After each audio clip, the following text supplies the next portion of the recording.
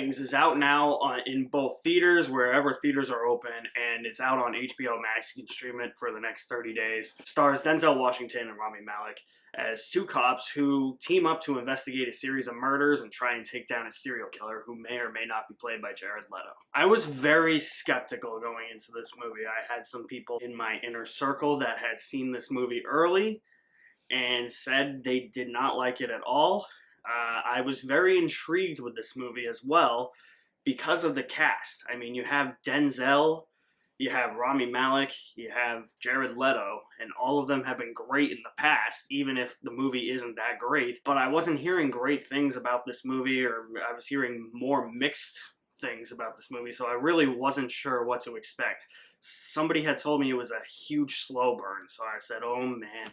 But sometimes slow burns for me work. Usually in movies like this, it does work. That's the kind of mentality that I went into with this movie. I said, if it's a slow movie, but it keeps your interest, you'll probably like it. And for those that didn't like it, I hate to be the bearer of bad news, but I disagree with you, and I disagree with all the other critics giving it mixed reviews. I thoroughly enjoyed The Little Things. I definitely have my problems with the movie. It's not great or anything. It's not this pitch-perfect masterpiece, you know, but there are definitely things that I have issues with, and I'm going to talk about those, but for the most part, I enjoyed The Little Things. I didn't think I was going to. Maybe these psychological cop thrillers are, like, just what I need. Like, they're, like, my style. It's, like, my style of filmmaking. I really enjoy stuff like Seven, Zodiac, stuff that doesn't really seem like it moves that fast, but it actually does. Things that actually take their time to tell their story, and I feel like The Little Things took its time to tell its story. It gets off to a slightly rocky start in terms of how the characters meet and all that, and some of the pacing in the first 10 or 15 minutes or so, and then the ending is a bit rocky,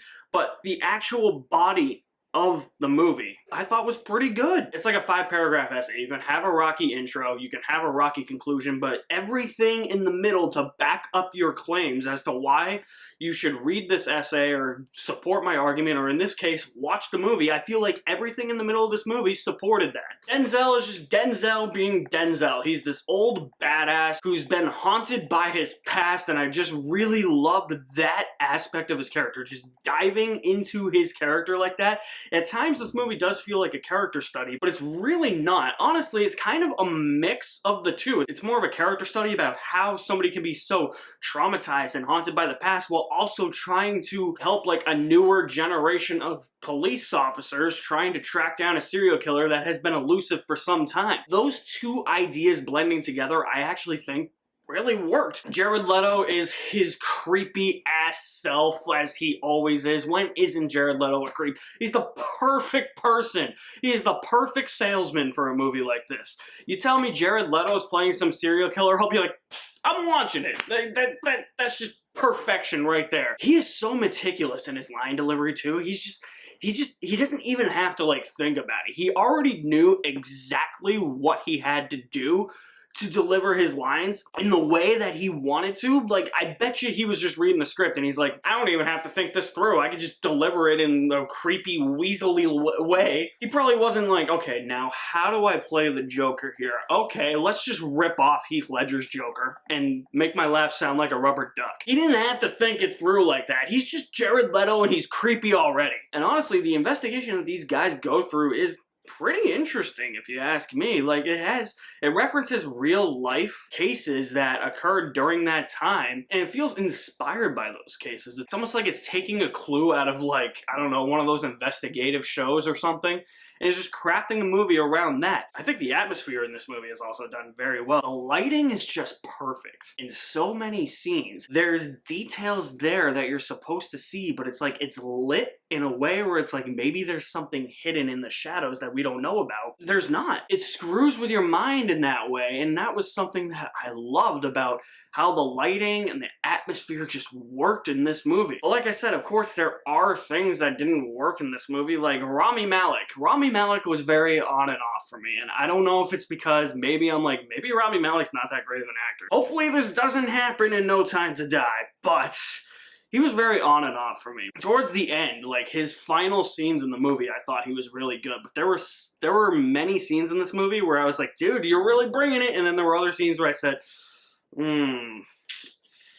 I think you could have used a little bit more delivery there, Rami. I can also understand the gripes that people have with this movie because it does feel like there's too many conveniences or coincidences that occur during this movie. Minor spoilers, I guess. There's a sequence where Denzel has to go and investigate an apartment. The owner of that apartment is out of the apartment. He figures out that, oh, hey, there was a phone call I just took, and it's actually a trick, so somebody's probably looking into my apartment, and then he calls in the police to try and investigate his apartment, and Denzel has to escape. I'm like, it was just an easy way to get that character who owned the apartment out of the movie for about 5 minutes so Denzel could go do his investigative stuff. There's things like that in this movie where it got on my nerves a little bit, but not to the point where I was like, this killed the entire movie or oh my god. But I understand where people would come from if that was one of their problems. If they were like, yeah, there was too convenient and too coincidental, I'd be like,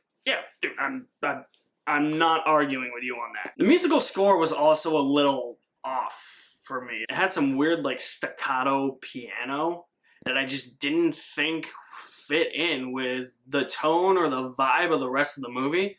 It was these really like tense scenes, and then you just have like this like really like upbeat, not like happy, maybe even upbeat's not really the word, but just kind of more like not even fast-paced, but the piano just sounded more like, hey, this isn't supposed to be as tension-filled or creepy as you think it's going to be. There were many times in this movie where that didn't work for me. And the score overall just had that same feel throughout the entire thing. It didn't feel new or original, and it didn't feel fresh. I also felt like that it was trying too hard to replicate other psychological thriller scores. Which brings me into my next point. This is going to be compared to a lot of David Fincher films. I can even see this compared to, you know, Prisoners, that Denis Villeneuve movie that has Jake Gyllenhaal and Hugh Jackman. I can definitely see that happening. But I think it's more in line with somebody who is inspired by Fincher. I'm not going to say it's a rip-off Fincher film. You can tell the inspiration from Seven, Zodiac, even Gone Girl is there, with maybe some shades of Prisoners mixed in. I can definitely see people referring to this as a discount Fincher film or a wannabe Fincher film.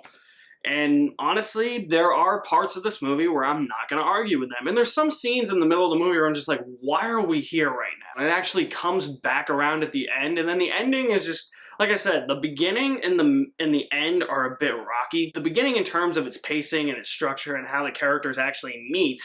And then the ending, there's just one thing where it's just like, wait, what? So there is a bit rockiness in the story, and the musical score is not to my taste. It does feel a bit like a discount Fincher film, and Rami Malek was on and off.